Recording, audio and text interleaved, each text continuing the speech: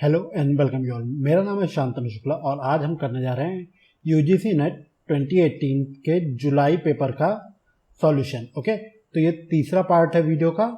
तो अगर इसके पहले के वीडियोस नहीं देखे हो तो दो पहले के वीडियोस एक बार देख लीजिए ताकि समझ में आ जाए कि हमने कहाँ तक सॉल्व कर लिया था। ठीक है, तो जहाँ तक सॉल्व कर लिया था उसके आगे बढ़ते हैं। तो चलिए शुरू करते हैं। ओके, देखो अब यहाँ पे क्वेश्चन नंबर 25 से स्टार्ट हो रहा है। ठीक है, तो यहाँ पे क्वेश्चन दिया है, a trader mixes 3 varieties of refined oil costing 100, costing 40 and costing 50। ठीक, तो कितना 100 रुपये, 40 रुपये और 60 रुपये का तेल है। ठीक, अब उसको वो किस रेशियो में लाता है? 2:4:3 में in terms of litre and sell the mixture at 66 rupees per litre. What percentage of profit does he makes? ठीक, देखो सिंपल सा तरीका है कि वो कितना परसेंट, यहाँ पे पूछ रहा है कि एक जो ट्रेडर है, एक जो व्यापारी है, वो 3 तरह के तेल 100 रुपए का, 40 रुपए का और 60 रुपए का मिला देता है। किस रेशियो में? 2:4:3 रेशियो में। ठीक, अब जो फाइनल जो मिक्सचर है उसको बेच रहा है वो 66 रुपीज लीटर में। ठीक, तो अब उसको ओवरऑल कितना फायदा होगा ये हमें पता करना है। ठीक है, तो चलिए देखते हैं कैसे है। देखो कॉस्ट प्राइस क्या हो जाएगा? 2 × 100। देखो यहाँ पे जो 3 चीजें दे रखी है ना, किस रेशियो? 2:4:3। तो मैंने भी सेम वही करा, 2:3:4। देखो यहाँ पे क्या था, 3 बाद में था तो 3 का 60 था, मैंने यहाँ पे 3 का 60 यहाँ पे मल्टीप्लाई कर लिया। ठीक, तो 440। तो अब क्या हुआ, टोटल कितना हो गया? 200 + 180 + 160 यानी कि 540 रुपीज का मिक्सचर तैयार हो गया। ये है टोटल मिक्सचर की कॉस्ट। ठीक, 540 रुपए का जो हो गया, उसने तेल बना लिया। अब उसने क्या करा कि ये जो तेल है वो बेचता, पर ये ध्यान दो ये तेल कितना बना, तो ये तेल बन गया था कितना? 2 लीटर + 3 लीटर + 4 लीटर यानी कि 4 3 7 2 9 लीटर। ठीक, यानी टोटल 9 लीटर तेल हो गया था। ठीक है, तो 540 को डिवाइडेड बाई 9 करो यानी 60 रुपीज पर लीटर उस ट्रेडर को क्या हुआ, उसकी कॉस्ट प्राइस पड़ी। ये क्या हो गया? उसकी कॉस्ट प्राइस। ठीक, कॉस्ट प्राइस हो गई कि इतने में 60 रुपए में उसका बना तेल। अब जो इसके ऊपर जो भी बेचेगा, 60 के ऊपर जितना भी बेचा उसने, तो उसका बेनिफिट, उसने बेचा कितना? 66 में। ठीक, यानी कि 6 रुपए पर लीटर बेनिफिट हुआ। अब बात करें परसेंटेज की, तो 6/60 × 100 यानी कि 10% का बेनिफिट हुआ उसको पर लीटर पे। ठीक, तो अब हम यहां देख लें कि 10 हमारा ऑप्शन कहीं था। हाँ, कहां था? ऑप्शन नंबर 2 सही हो जाएगा। ठीक, चलिए आगे बढ़ते हैं। If the average of 5 number is -20, ठीक है, and the sum of 3 number is 32, then what is the average of the other 2 numbers? देखिए क्या कह रहा है कि भाई पहली चीज total 5 number A + B + C + D + E divided by 5 is equal to कितना? -20। ठीक, क्योंकि sum of, if the average of 5 number is -20, ठीक, तो हमने -20 कर लिया एवरेज। और if the sum of 3 number is 32 and ये जो 3 नंबर हैं इनका जो सम है वो 32 है, then what is the average of 2 numbers? ठीक, तो अब क्या करें, पहले इन सब का निकाल लेते हैं कि इन सब की वैल्यू क्या होगी। यानी कि A + B + C + D + E is equal to -20 × 5 is equal to -100। ठीक है, ये हो जाएगा -100 रुपीज। किसकी वैल्यू? ये ABCDE तक की हो जाएगी। ठीक, अब इसमें क्या कह रखा है कि जो पहले 3 थे, जो फर्स्ट 3 नंबर थे, उनका सम क्या था, यानी उनका एडिशन क्या था? 32। यानी कि A + B + C की जगह हम रख देते हैं 32 + D + E is equal to 100। तो D + E कितना हो जाएगा? -100 एंड -32, तो D + E is equal to -132। ठीक, अब हमें निकालना है एवरेज। तो एवरेज निकालने का क्या तरीका है? जितने ये हैं एंड जितने नंबर हैं उससे डिवाइड कर दो। तो क्या, यानी कि 132 को हम 2 से अगर डिवाइड कर दो तो कितना आ जाएगा हमारा एवरेज? 2 6 12 12 आ गया, तो 66 यानी कि -66 आ जाएगा हमारा आंसर। आई होप ये क्लियर होगा। ठीक है, इनकेस कहीं पे पार्ट ना समझ में आए तो कमेंट सेक्शन में कमेंट कर देना, मैं इसको फिर से समझा दूंगा। ठीक, चलिए आगे बढ़ते हैं।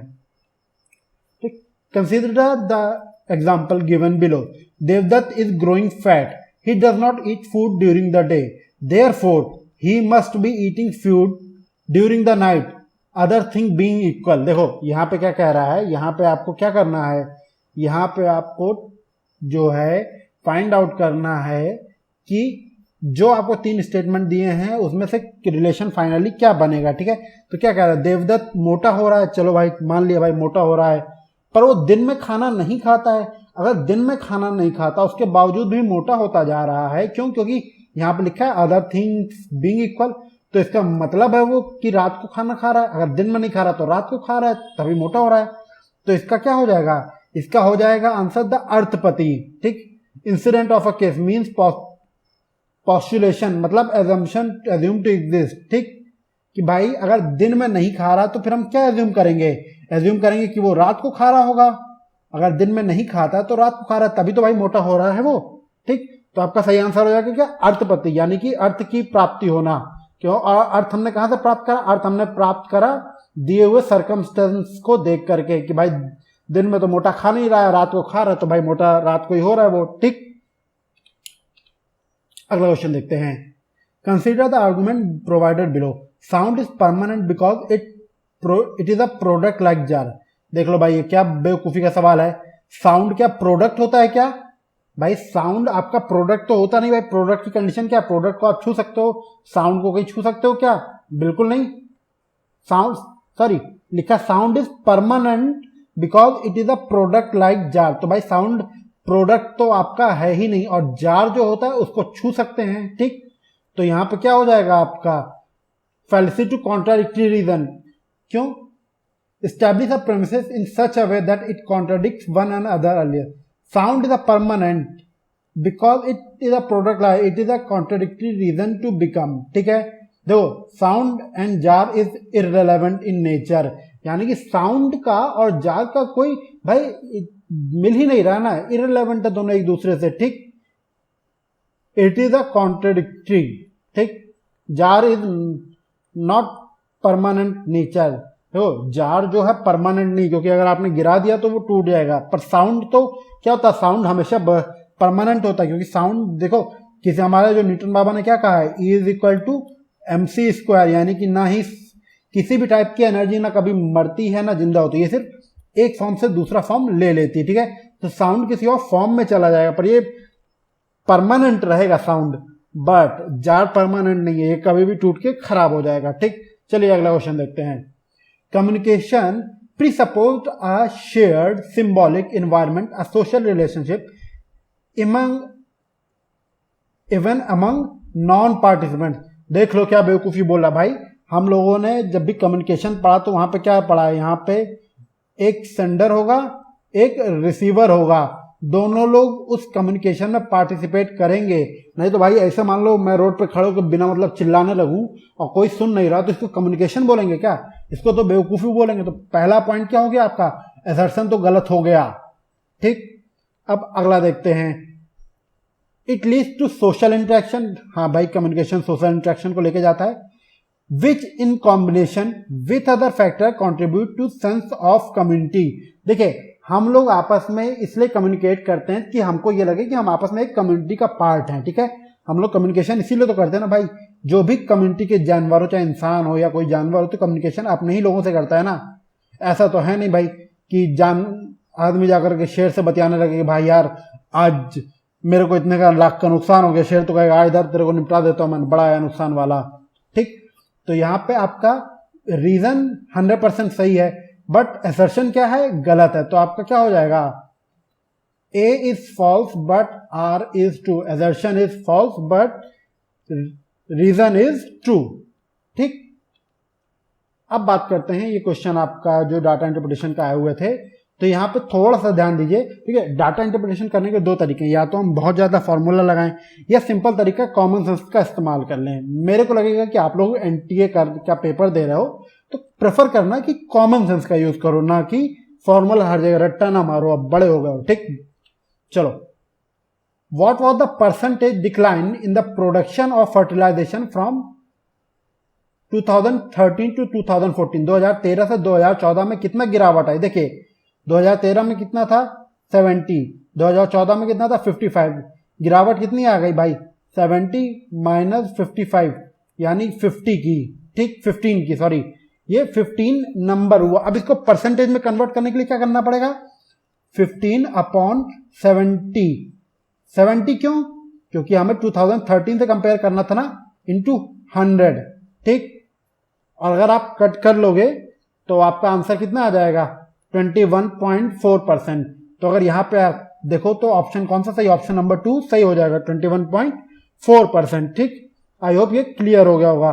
चलिए अगला क्वेश्चन देखते हैं। What was the approximate percentage increase in the production of fertilizer in 2018 compared to 2011? 2011 से 2018 में कितना प्रोडक्शन बढ़ गया, ठीक। 2011 में कितना था 35, 2018 में कितना था 90, ठीक। तो 90 माइनस 35 कर लो 5, 55 बढ़ गया, ठीक। अब देखेंगे कि अगर तुमको क्योंकि परसेंटेज में निकालना है तो क्या करेंगे, तो यहां पे हम करेंगे, सॉरी यहां पे गलत लिख दिया मैंने, ये 55 होगा, ठीक। 55 इंटू 100 अपॉन 70, ठीक। तो यहां पे आपका आंसर क्या आ जाएगा 157। आई होप क्लियर हो गया होगा, ठीक। In how many given years was the production of fertilizer were more than the average production of the given years? भाई देखो यहाँ पे क्या कह रहा है कि कितने सालों में जो प्रोडक्शन हुआ वो सारे सालों के एवरेज ईयर से ज्यादा हुआ, ठीक। तो इसके लिए हमें क्या करना पड़ेगा, हमें जाकर के देखना पड़ेगा कि सारे सालों का पूरा प्रोडक्शन क्या है, यानी कि ये सब का एडिशन करके कितना है 1 2 3 4 5 6 7 8 से डिवाइड करना पड़ेगा, ठीक है। तो चलिए करते हैं, ठीक। तो सबको एडिशन करके 8 से डिवाइड करा तो कितना आ गया 65, यानी एवरेज जो प्रोडक्शन था वो कितना था 65 यूनिट का, ठीक। अब 65 यूनिट से कितने ज्यादा है वो हम काउंट कर लेते हैं भाई। 65 से कितने ज्यादा है 1 2 3 4, 4 ऐसे हैं साल जब फर्टिलाइजर का 60 से ज्यादा हुआ प्रोडक्शन, ठीक। तो हमारा आंसर हो जाएगा 4 और आपका आंसर दिया आंसर नंबर 3 हो जाएगा सही, ठीक। चलिए अगला क्वेश्चन देखते हैं। The average production of 2012 and 2013 was exactly equal to the average production of which of the following years? भाई इन दोनों साल का एवरेज प्रोडक्शन इनमें से किस दो सालों के एवरेज प्रोडक्शन के इक्वल है ये हमें पता करना है। तो ठीक है हम देख लेते हैं क्वेश्चन क्या है 2011, 2012 एंड 2013 का, ठीक। तो हम आते हैं क्वेश्चन में 2012 एंड 2013 को देखते हैं, ठीक। तो 2012 में कितना 50 और 70 यानी 50-70 इन दोनों का एडिशन कर लीजिए 50 प्लस 70 और एवरेज निकालना है यानी कि 2 यानी कि 120 हो जाएगा, ठीक। 120/2 यानी कि 60। अब देखना है किन दो सालों का हम लोगों का जो एवरेज प्रोडक्शन है वो 60 हो रहा है, ठीक। हमें ऑप्शन क्या दे रखा है, हमें पहला ऑप्शन दे रखा है 2011 एंड 2012, ठीक। तो अब देखो 2011 में कितना है 35 एंड 2012 तो कितना हो गया 35 प्लस 50/2 यानी कि 85/2। ये देखो अगर इवन नंबर इसको हम डिवाइड करेंगे 2 से तो ये हमेशा पॉइंट में ही आंसर आएगा, तो ये किसी भी तरह ऑप्शन सही होने के चांस नहीं है। अब अगला ऑप्शन देख लो क्या है, अगला ऑप्शन दिया है हमें 2011 एंड 2017, ठीक। तो 2011 में कितना है 35 एंड 2017 में कितना है 85। तो अब इन दोनों को ऐड कर लो 35 प्लस 85/2 5 5 10 की 0 क्या लगा 1 8 3 11 112 120/2 एग्जैक्ट 60। तो यहां पे आपको आंसर क्या मिल गया, ऑप्शन नंबर 2 आपका हो जाएगा आंसर, यानी कि सही आंसर क्या हो जाएगा 2011 एंड 2017। आई होप ये पार्ट क्लियर हो गया होगा कैसे आया। ओके अब अगला question, in which year the percentage increase in the production as compare to the previous year was maximum. तो 4 ऑप्शन दिए क्या 2012, 2013, 2015 एंड 2018। इनमें से प्रीवियस ईयर से as compare to this year production सबसे ज्यादा हुआ है, ठीक। तो हमको पहुंचना पड़ेगा यहाँ पे, टेबल देखते हैं। तो पहला देखिए क्या क्या साल दिए थे वो नोट कर लेते हैं 2012, 2013, 2015 एंड 2018। अब देख लेते हैं कि लास्ट ईयर से कंपेयर कर, 2012 से कंपेयर कर तो 50 माइनस 35, ठीक, यानी कि कितना 15, ओके। एंड 15 को डिवाइड बाय किससे करना पड़ेगा, 15 को डिवाइड करना पड़ेगा हमें 50 से इंटू 100, ठीक। सेम चीज करना पड़ेगा, क्यों, क्योंकि हमने डिफरेंस जो निकला, कितना डिफरेंस आ रहा था वो 15 लिया, और एज 2012 का हम ले रहे थे तो 2012 के नीचे कितना था 50, उसको डिवाइड में रखा 50 इंटू 100, तो ये आपका आ जाएगा भाई 52 दा 100 होता है और 215 दा 30 हो जाता है, ठीक। अब 2013 का कर लेते हैं कितना आता है। 2013 का कितना है भाई, 2013 का कंपेरिजन किससे करेंगे, 2012 से, तो 50 minus 70 is equal to 20 upon कितना रखेंगे, अपॉन रखना पड़ेगा 70, क्योंकि इस ईयर का हम कंपेरिजन कर रहे हैं 2013 का, ठीक। डिवाइड करने पे आ जाएगा 28.5, ठीक।